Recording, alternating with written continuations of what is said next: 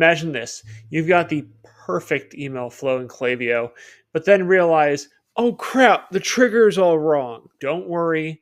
I'm Eric from Strategic Email, and I'm here to help you fix the issue. I'm going to show you how to quickly and easily change the trigger in a Klaviyo flow. Let's dive right into it. On the left-hand side, we're going to click on Flows. On the right-hand side, we're going to click the three dots, and we're going to click on the word Clone. We're going to call this Clone Flow 1. I'm going to click on Continue. I'm going to call this clone name as Clone Flow 2.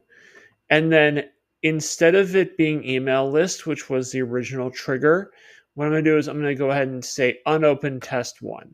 So anytime that anybody is added to unopened test 1, this will trigger the clone. Click on Clone Flow, click on Got It, click the X, click on Clone Flow 2, and now the flow trigger is when someone is added to unopened test 1 as opposed to the entire email list. Once we're happy with that, assuming we don't want to make any other changes, we can click on Review and Turn On in the upper right-hand corner, and then I'm going to change this to a live status. Click on the word Turn On, and there we go. We've just gone ahead and changed the trigger for a flow.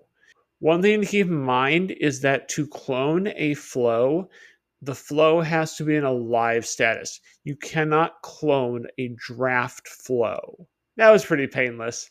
If you found this video helpful, hit the link in the video description below to sign up for my free email newsletter, where I send tips, tricks, and other strategies to help you improve your conversion rates. Thanks for watching, and I'll see you in the next video.